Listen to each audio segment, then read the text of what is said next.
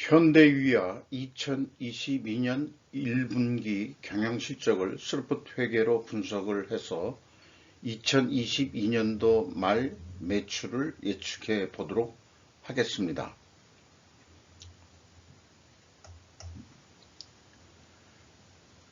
구독, 좋아요 부탁드리겠습니다. 그리고 1.5배속 보기는 해주시면 좋을 것 같아요.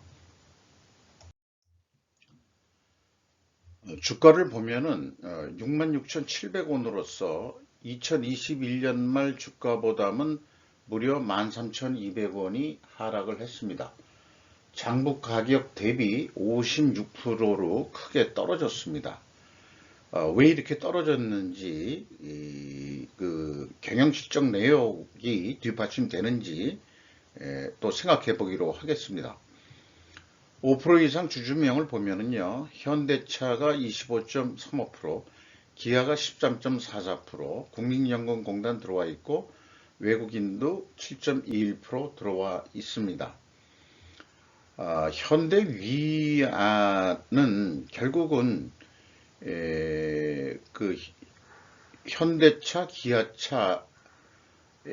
기아차 완성차에 대한 부품 납품 업체 성격으로 보이는데요. 종속기업으로서 직거래를 하는 것인지 아니면은 제가 개인적으로 궁금한 것은 현대 모비스를 통해 가지고 또 납품이 되는 것인지 그 다단계 연결고리로 납품이 되는 것인지 그게 매우 좀 궁금하기는 하는데 그거를 사업 보고서를 보고서는 잘 파악이 되지는 않았습니다. 손익 내용을 보면은요. 전년과 크게 차이는 없습니다. 매출은 0.2% 증가한 거로 나오는데 매출 재료비는 1.6%가 감소했습니다. 매출 재료비가 어떻게 감소했을까? 그게 개인적으로는 궁금합니다. 왜냐하면은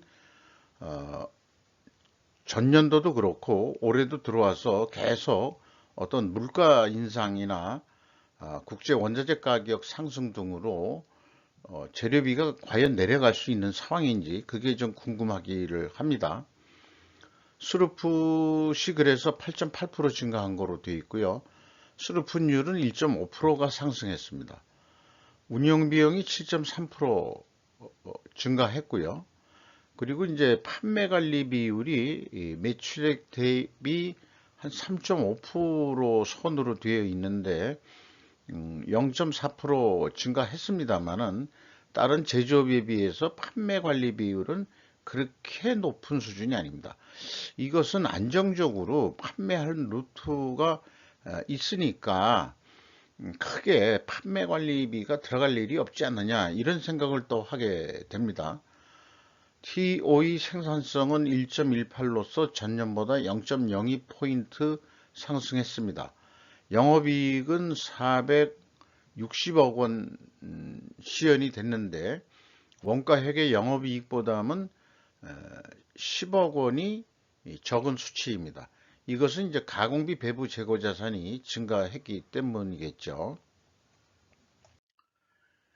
그래서 그 원재료 가격들을 보면은 현대위아는 원재료 가격을 그 부품이나 구체적으로 어떤 이 분류를 나름대로 잘 해가지고 보여주고 있는데 이런 내용들이 그 차에 대해서 어느 정도 이 지식을 좀 습득할 수 있는 그런 내용들의 그 원재료 가격 추이를 그 보여주고 있습니다.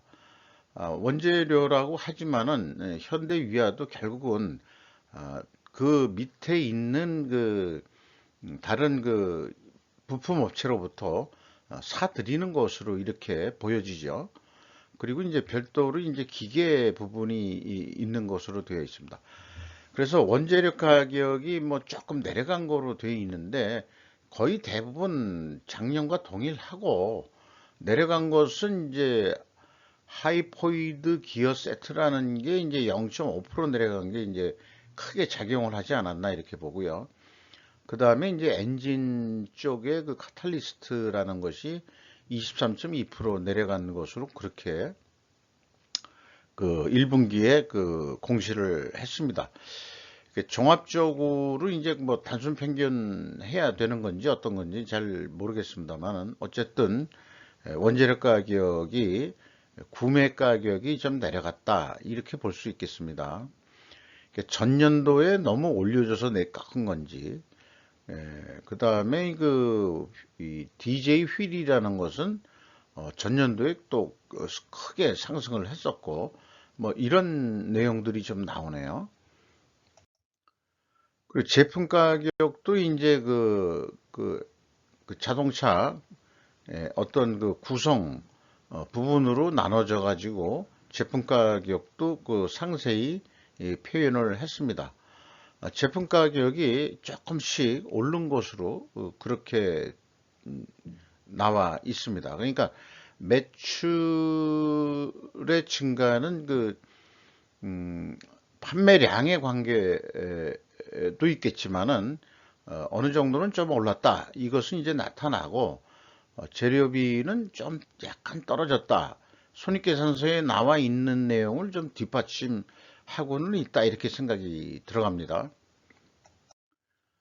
재고자산 내역을 보면은 그 WCAI 가공비 배부 재고자산이 70억이 증가를 했습니다. 이것이 이제 원가회계 영업이익보다 영업이익이 적게 나오는 원인이 되겠습니다.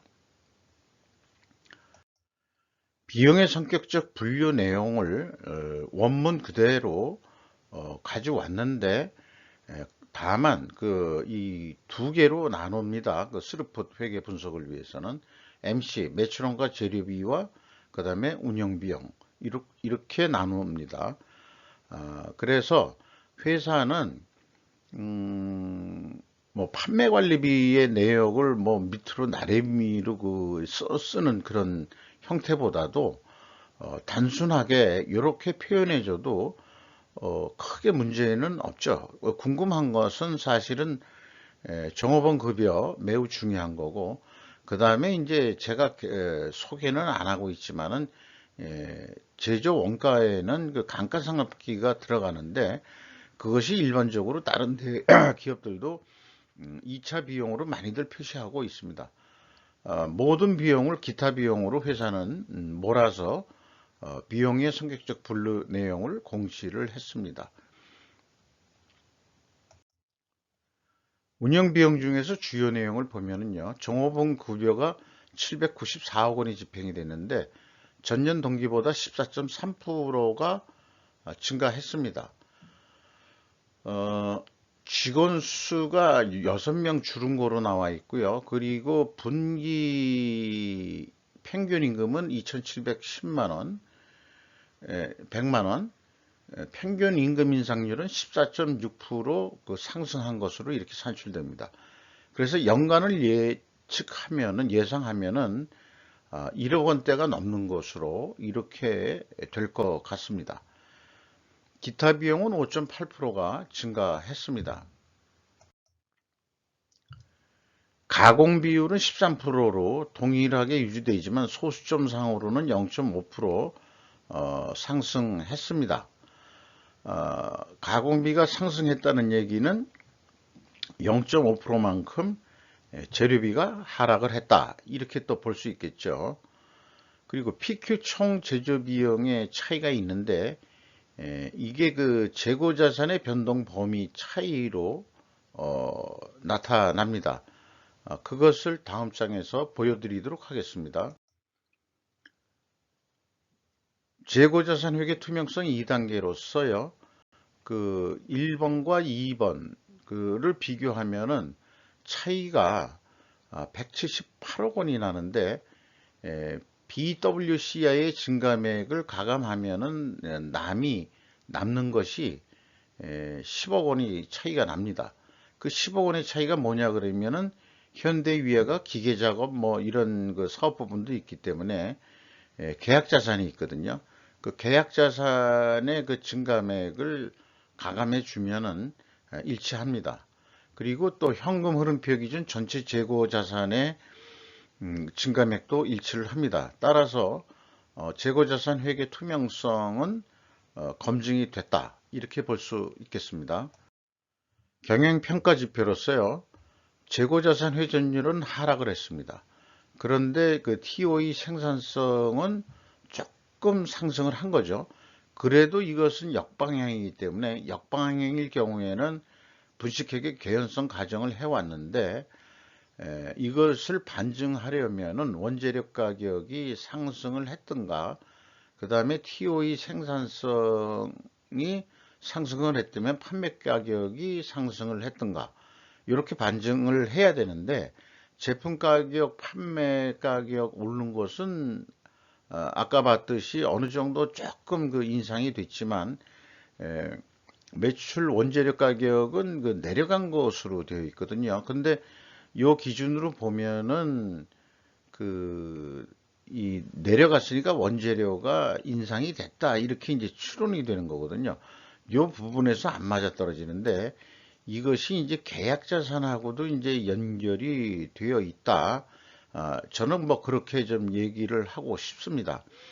또는 실질적으로 재고 관리를 조금 더 효과적으로 못 해가지고 재고가 좀 쌓였다, 이렇게 볼 수도 있는 거겠고요.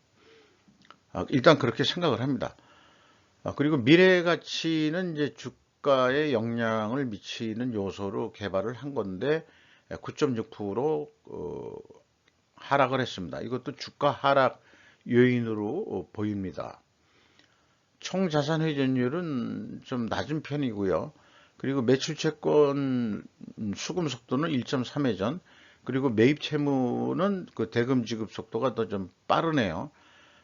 다른 그 제조업체하고 틀려서 자신들이 받는 그 수금 속도보다는 협력업체한테, 납품을 받는 협력업체한테 대금을 주는 속도는 빠르다.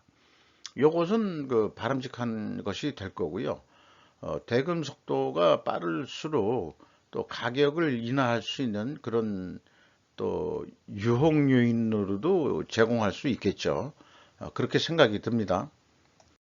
현금 재무지표를 보면은 캐펙스 자본적 투자는 없고 거꾸로 유형자산의 감가상각 등으로 503억 원이 줄었습니다.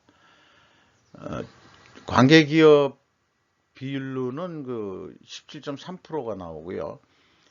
EAT 새우 현금 순이익은 1,092억 원으로서 현금 수익률로는 2.3%, 전년보다는 0.1% 감소했습니다. 채권자한테 2천억 원대의 차입금을 더 빌렸습니다. 그래서 이자부채 레버리지율은 34.6%로 증가했습니다. 이런 자금 수요가 어디에 필요하느냐?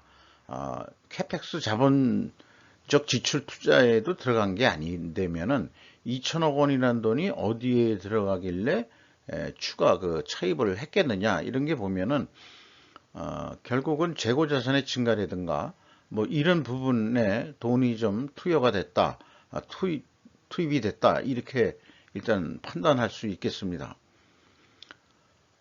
주주잉여 현금 흐름은 이익 배당으로서 ROE 0.4%밖에는 해당되지 않습니다. 이익 배당률은 매우 낮다고 볼 수 있겠습니다. 그리고 최종 FEM 229억 원의 현금을 벌었습니다. 현금 버퍼율은 89.1%로 안정선인 50%를 훨씬 윗도는 것으로 운영되고 있습니다. 이익잉여금률은 457.8%로 전년도보다 5% 정도 상승을 했습니다. 이렇게 1분기를 분석한 걸 가지고 연말까지 얼마나 매출이 될 거냐 얘기를 예측을 해보면은, 뭐 예측 방법은 뭐 단순합니다. 그냥 4배 해보는 겁니다.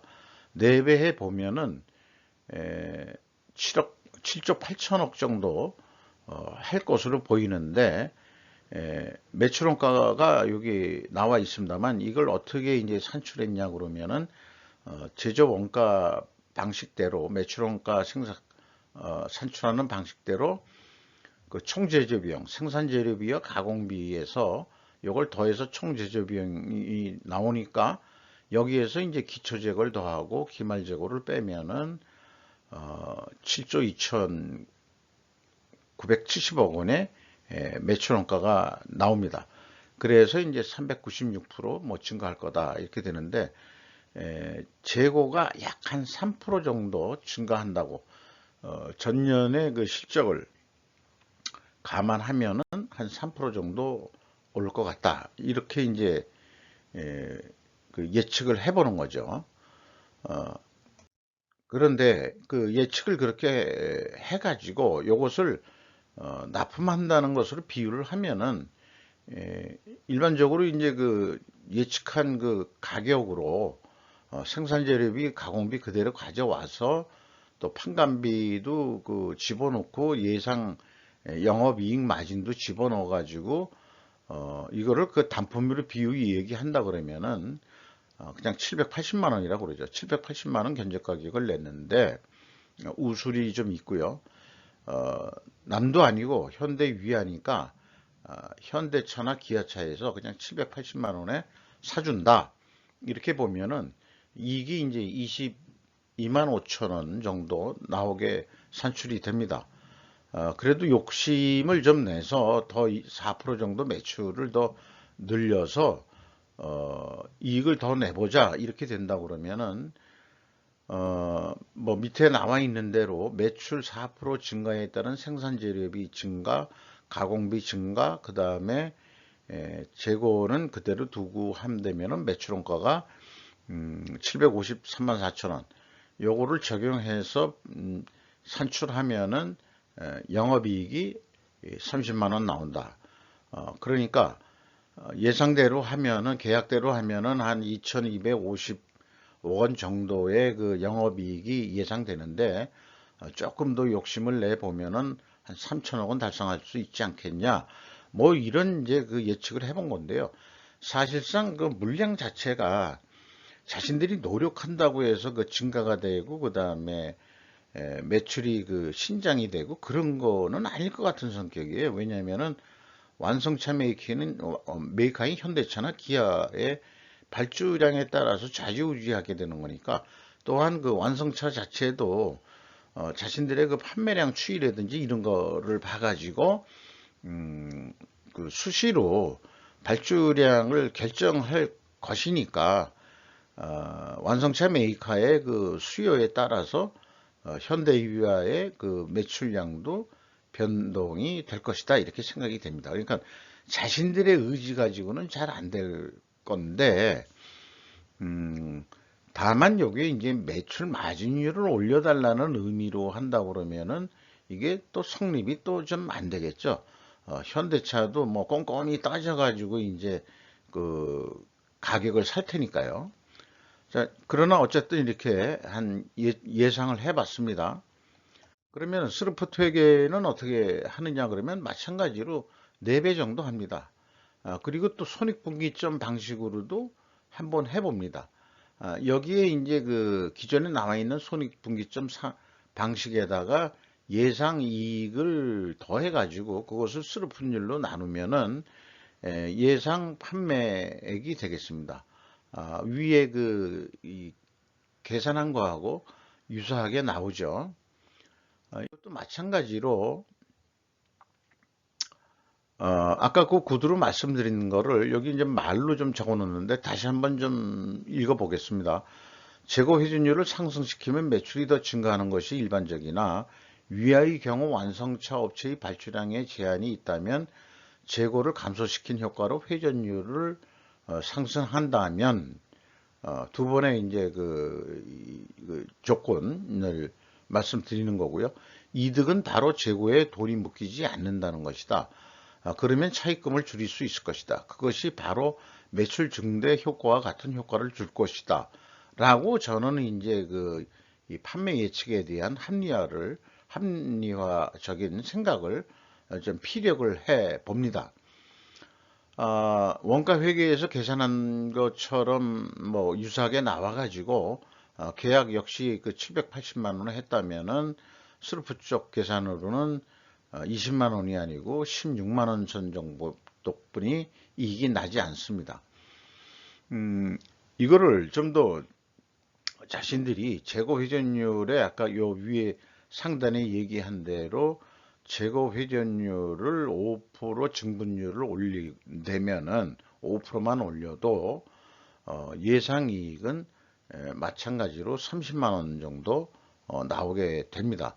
이것은 이제 매출액이 실질적으로는 780만 원이라 하더라도 재고 회전율에 의해서 그 내부적으로 돈을 아끼는 효과로 거꾸로 빼준다면은 그 이익이 매출이 반대로 상승한 그런 효과를 볼 수 있는 거 아니냐. 또 요렇게도 이제 설명을 해 드릴 수 있겠습니다. 이상 현대위아 1분기에 대한 실적을 분석을 해보고 또한 재고 회전율의 그 상승이 매출이 그 변화가 없고 고정이라 하더라도 현금 운용에 매출 이익이 증가하는 만큼의 효과를 낼 것이다 라는 측면을 오늘 현대위아를 통해서 또 한번 강조 말씀을 드리도록 하겠습니다. 유독 제가 재고 회전율을 주장하는 이유는 TIOE라는 스루프 회계의 그 세 개의 기둥의 가정 논리가 있는데 이 중에서 TI가 이제 인벤토리가 매우 중요한 거거든요. 그래서 그거를 충분히 저는 인식을 하고 그것을 인정하는 입장이기 때문에 재고 회전율의 상승은 바로 돈을 많이 쓰지 않으면서 영업을 할 수 있다 하는 측면에서 매출 증가에 효과를 낼 수 있다는 점을 오늘 좀 말씀드리게 됐습니다. 이상 마치도록 하겠습니다.